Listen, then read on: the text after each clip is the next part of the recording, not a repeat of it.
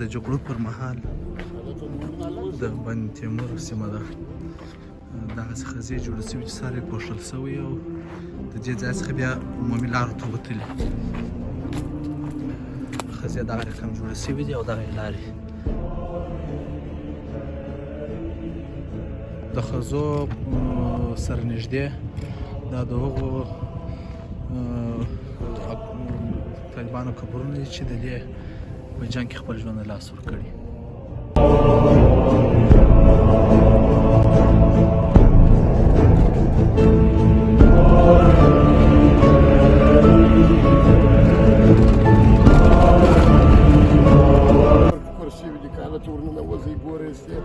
دغه خونې دي، دغه اسرایونه دي، دربدره شوي دي. دا اوس دغه یو څه کاله کې ماده کې خرید یو څه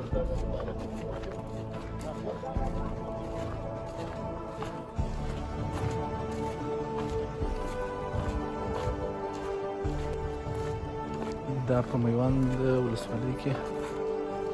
د جګړو په ترڅ کې هغه کلي دي چې په بشپړ ډول وران شوي دي.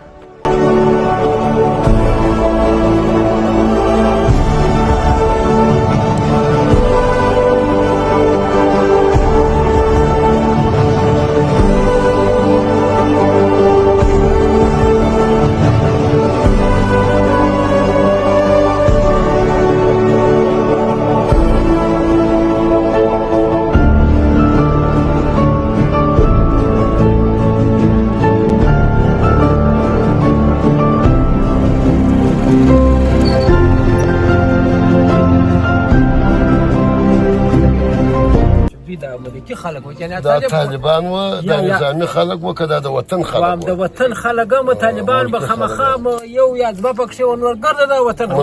ملکي خلک نو بیا اوس تاسې په دغه وطن کې کومه ستونزه لرئ؟ څه شي مو کم دي؟ دغه ستونزه لرو چې معنی موږ په دلته پراته یو په دغه خاورو کې نه سړک لرو، نه مکتب لرو، نه مدرسه لرو، نه معنی د خوراک شی لرو چې موږ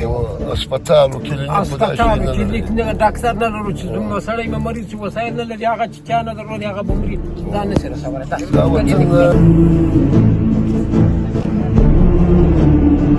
کندهار ولایت د کښته میوند ولسوالۍ د عثمان خیل د کاریز اوسېدونکی یم. مشکلات مو څه دي؟ اته کاله مې تقریبا چې تماوین یم ما بس کاټ کړی دی، خو زه اوس امام یم مګر د امامت پر ساته باندې تماوین چې زه په داسې لباس کې ناست یم، خپل یو عیال نفقه یو سر چای نه لرم. امریکایان چې زه بوتلم سرای راونړوئ ګرده د اوبو سره لا هوسو کور یې وسوځېد، زه بوتلم پیشیانې پر ډاک پرېښول. نو زه اوس مجبوره یم چې ځان ته یې دونه خونه جوړه کړم چې زه پکښې واوسم. او بل د حکومت څخه موږ دا خواهش لرو، د امارت څخه دا خواهش لرو چې تاسې زموږ انتقال د میډیا ته مو بیا ښکاره کړئ. موږ نه کلینیک لرو، نه سړک لرو، نه مدرسه لرو، نه یو مکتب لرو. اوس زما خپله په کور کې د نجونو مدرسه شته، خو هغه داسې غیر رسمي مدرسه ده، نه یې موسسات والا راغلي دي چې ځان سره ستا کړي او بل مسکین جوړ کړي. خپله زه په انګریزي کې سواد لرم الحمدلله، اګر په ما بس کې زده کړي دي، خو چې هغه دونه شی نشته چې اوس موږ ولس ته یا خدمت وکړو یا بل کار وکړو یا وکړو. څو تنې نجونې روزېدلې او د څه وخت دپاسه څه سبقان ورته وایي؟ د سهار د خوا سبقان ورته وایم، تقریبا تر 9 بجو پورې دیني سبقان ورته وایم. اول صنف دویم صنف مکتب ورته وایم، نور دیني سبقات و که یو صلات و دا شان سبقان ورته وایم. تقریبا 24 25 داسې نجونې وي. ښه، د نجونو د مکتب په اړه راته وغږېږه. د نجونو د مکتب زه خو د نجونو مکتب چې دی دا خو دغه د نجونو درس چې دی دا خو اسلامي ممانع نه دی، خو چې په اسلامي حجاب کې وي، په اسلامي حجاب کې به نجونې درس کوي. داسې نه چې دا معنالس مخ را روانه وي، ځکه چې ښځه مسجد ته نشي تللی نو به بیا مدرسې ته څنګه ولاړه شي یا به مکتب ته په لس مخ ولاړه شي چې د خدای کور ته نشي تللی، هلته زموږ دین منع کړي دي. نو به بیا دغه ته څنګه ولاړ شي، مکتب ته به په لس مخ ولاړ شي. که چېرې هغه اصول مراعات شي بیا خپل په سهارا کې تاسو زړه ښه کوئ؟ موږ زړه ښه کوو، ولې نه ښه کوو؟ ما خپل لوران دي دغه دي تقریبا د قرات لنګوچې تړي اوس تړلي نه دي، تړي هر څه سواد یې زده دي، په انګریزي کې سواد زده دي، په پښتو کې سواد زده دي. چې دا ممانع وایي ما به خپل لوران ته نه زده کولی. څو تنې نجونې روزېدلې او د څه وخت دپاسه څه سبقان ورته وایي؟ د سهار د خوا سبقان ورته وایم، اول صنف دویم صنف مکتب ورته وایم. نور دیني سبقات و که یو صلات و دا شان سبقان ورته وایم. تقریبا 24 25 داسې نجونې وي. بیا چې زه ما بس راغلی ما د غونې قدرې کوشش کړی معنا چې په ټول کلي کې یوازې ستا د کور ښځینه ډاکټره سي او د دې ټول کلي مشکلات حلولی سي بېرته ته زړه ښه کوې چې لور یې ډاکټرۍ ته واستوې یا زده کړې به وکړي هغه چې داسې په داسې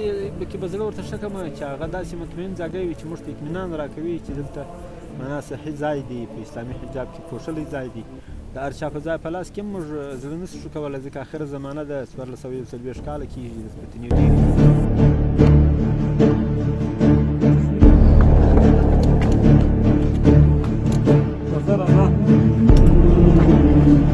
ته مخ راکټولی شو څو متره به یې طریقه مه کوئ دا طریقه ده دغه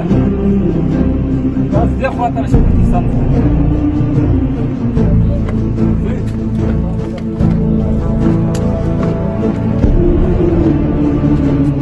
دا هغه تورانونه دي چې شاوخوا مې خزې جوړه کړې ده څو ته مې دغه تورانونه راخیږي خزې بیا ټاورونه پسې لري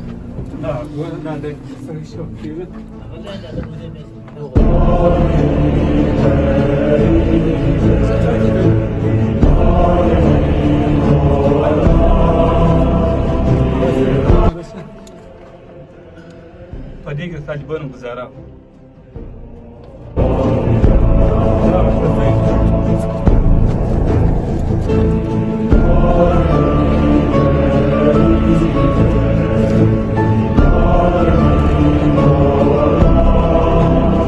دوستانو دغه خزه ویني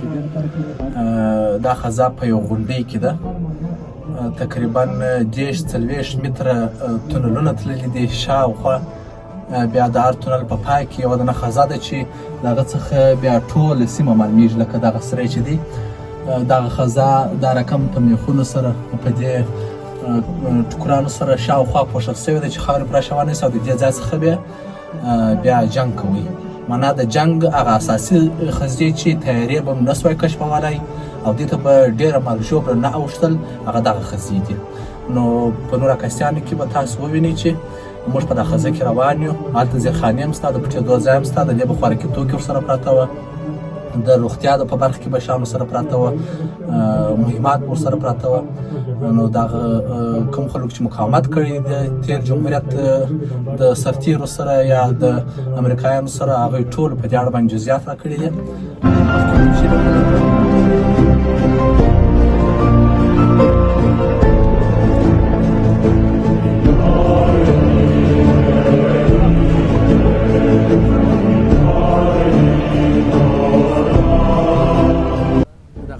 دغه خزې څونه کامیابه وي دې پر اهمیت هم وغږېږه کامیاب دې ته ورتلای نه سو نه ټینګوای سو نه د مقاومت وسره کوي بیا د لوړو خوا ما سو چې وا خارجيون معنا یا بمبار کړی نه یا د خوردن کړی نه بیا یا و مشتغه بیا د خوردن سو یا پات سو یا څنګه سلام دا چې انداره بس مرز نه وشي بس مرز نه و کور کې مشتلو بالا دا نه کته چې دا طالب دی یا نه طالب دی بالا نه کزروي ایو شي مرز نه زیره ولې برار شي چې برابر سي بالا په د دنیا اختیار مونږ درلود انداره بس مرز دې مرز شي به مرز اخیره ودرو دا غجم هغه حالت څونه سخت و دا ډېر نادره سخت نو پر کورو شپه کوي سو دا کوي سو بالا چې دغه دی سر لیدام ورسره داسې اوس څنګه اوس ډېر ښه ژوند دی ډېر په د عملیات کې د چارې خوا ته ځو داسې چې ته په کمره روان یې ته چیرې ځې ډېر خوشحاله اوسې د شپې ځې که د ورځې نه پوښتنه سته ناشته سته ځې په 2 بجې ځې په 3 بجې ځې هېڅ بند تیمور دغه سیمه یو څه د ښار څخه لرې ده د څه شي کمی احساسوئ د روغتیا په برخه کې یا سړکونه د دې په اړه راته وغږېږئ نه سړک شته نه دغه مکتب شته نه یو د کلینیک شته دغسې هر شي سره پاتې غوښتنه دې څه ده چې یو کلینیک جوړ شي مکتب جوړ شي یو پوخ روډ جوړ شي ستا وطن دی هېڅ دغه نشته نه یو برمه موسسې شته چې ته دغه کوي دغسې وچې په ښو باندې وپوهېږي لالا تا دا به ختموي څه جنګ لیدلی دي خو لار ور معلومه د جنګ نه کوي